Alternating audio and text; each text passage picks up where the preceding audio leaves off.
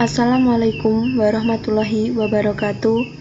Perkenalkan, kami dari kelompok 1 yang beranggotakan Vita Listiani, NIM 401190326, Wida Andina, NIM 401190327, Yuwita Nur Indasari, 401190329, dan Zainur Rosikin dengan NIM 401190332.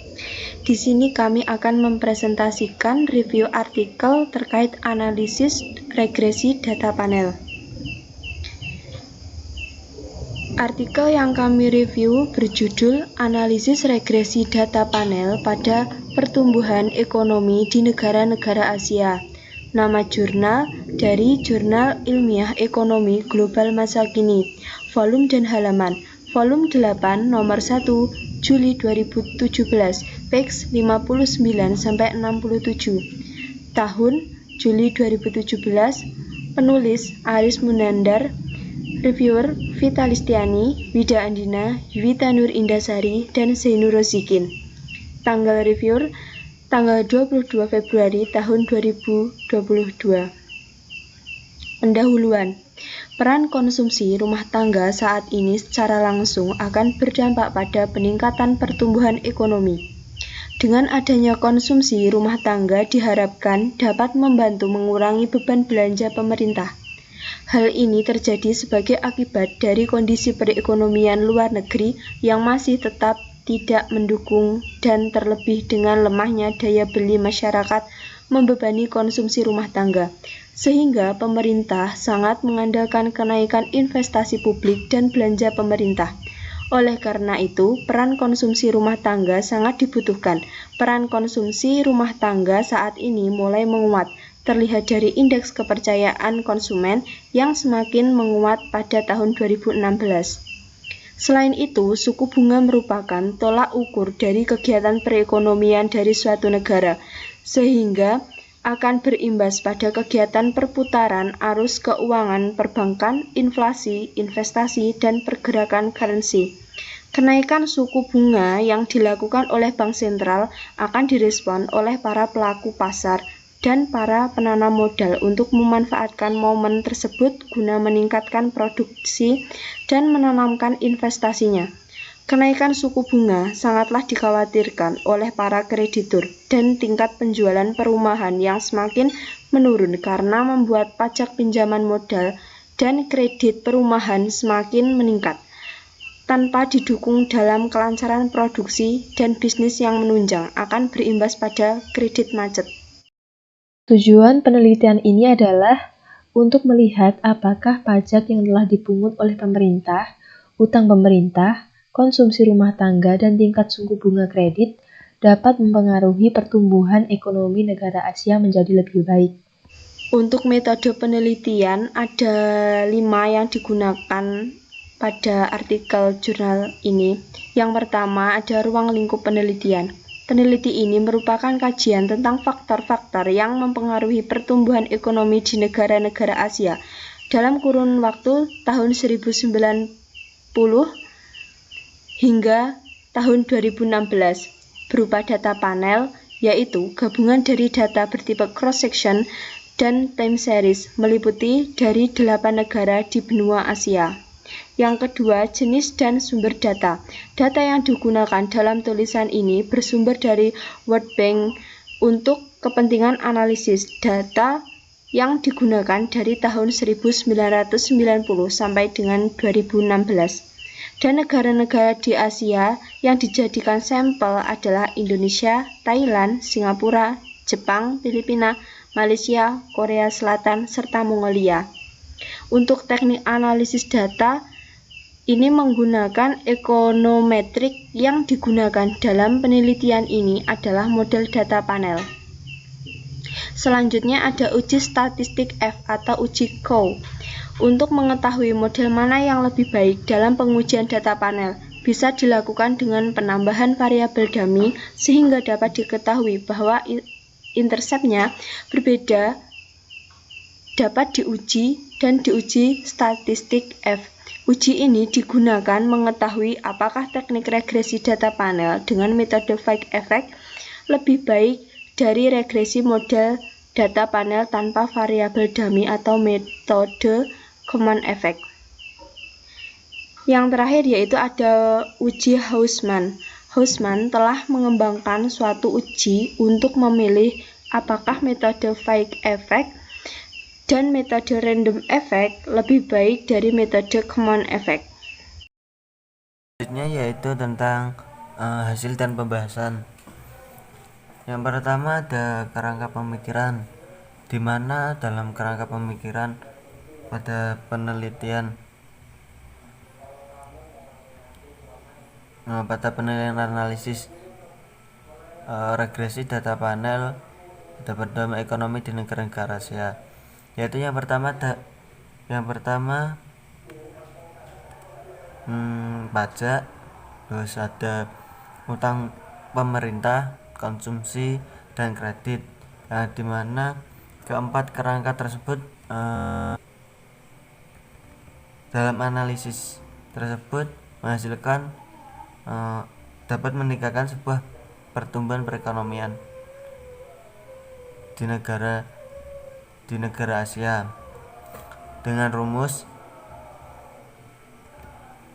dengan variabel yang dapat digambarkan sebagai berikut, yaitu Y sama dengan A plus BP1P IT plus BP2U PIT plus BP3K IT plus BP4BK IT plus delta sigma EI.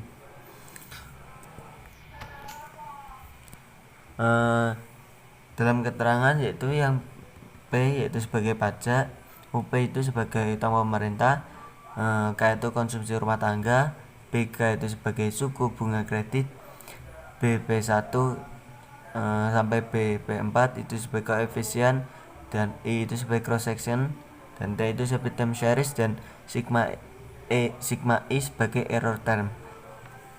Selanjutnya yaitu ada hipotesis penelitian. Hipotesis penelitian itu berdasarkan pada perumusan masalah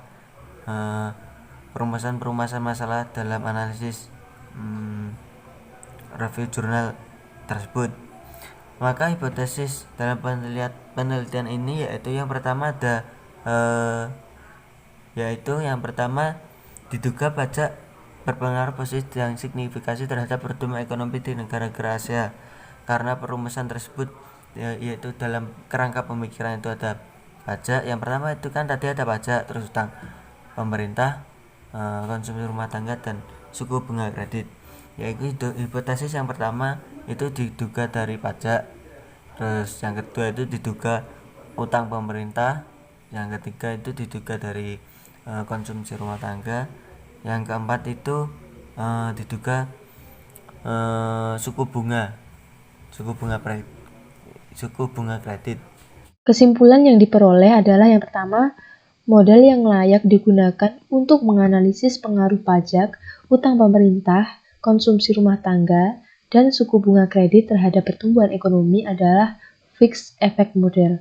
Yang kedua, dari keempat variabel yang diduga berpengaruh terhadap pertumbuhan ekonomi, variabel pajak, utang pemerintah, dan tingkat bunga kredit berpengaruh negatif dan signifikan, sedangkan konsumsi rumah tangga berpengaruh positif dan signifikan. Kesimpulan yang ketiga adalah, dari hasil analisis penelitian ini, suku bunga kredit merupakan variabel yang paling berpengaruh terhadap perubahan pertumbuhan ekonomi. Di sini saya akan menjelaskan tentang kelebihan jurnal yang berjudul Analisis Regresi Data Panel pada Pertumbuhan Ekonomi di Negara-Negara Asia. Nah, kelebihan yang pertama yaitu rumusan masalah yang jelas. Nah, karena di dalam jurnal sudah disebutkan beberapa rumusan masalah yang akan diteliti, sehingga kita tidak perlu lagi mencari-cari apa sih permasalahan yang diangkat oleh jurnal. Nah, yang kedua yaitu memiliki objek yang jelas. Nah, setelah kita mengetahui masalah apa yang akan diteliti, tentunya kita dapat mengetahui objek apa yang akan kita teliti, karena di situ sudah jelas dan sudah disebutkan di dalam jurnal. Yang ketiga yaitu tidak berbelit-belit dalam penulisan katanya. Nah, Dari beberapa landasan teori yang digunakan, mereka penulisan jurnal ini langsung merujuk kepada pengertian atau apa yang kita butuhkan, sehingga mudah dipahami dan dimengerti. Yang selanjutnya yaitu memiliki beberapa referensi yang sangat membantu. Nah, di dalam jurnal ini sudah dicantumkan beberapa penelitian terdahulu yang dapat membantu kita memahami dan mengerti tujuan dari penelitian ini. Yang selanjutnya yaitu tidak ada kesalahan penulisan. Nah, walaupun di dalam jurnal terdapat beberapa istilah asing, contohnya saja seperti dalam istilah-istilah bahasa Inggris, akan tetapi penulisannya benar dan tepat dan tidak ada kesalahan. Yang selanjutnya yaitu kelemahan dari jurnal. Nah, kelemahannya yang pertama yaitu, beberapa kata sulit dimengerti karena menggunakan istilah asing. Nah, karena di dalam jurnal terdapat banyak istilah bahasa Inggris atau bahasa asing yang ada beberapa yang tidak dijelaskan maksud dan pengertiannya sehingga kita sulit memahami apa maksud dari kata tersebut. Yang kedua yaitu hasil dari penelitian masih belum sepenuhnya dapat memberikan gambaran tentang permasalahan yang diteliti. Nah, karena penelitian ini sangat luas karena sehingga beberapa permasalahan atau beberapa kondisi tidak dijelaskan secara detail sehingga sulit untuk kita mengerti secara detail. Kita hanya dapat mengetahui secara umumnya saja karena peneliti hanya menuliskan hasil secara umum saja. Itu saja yang dapat kami sampaikan. Apabila ada kurang lebihnya, kami mohon maaf. Sekian, terima kasih. Wassalamualaikum warahmatullahi wabarakatuh.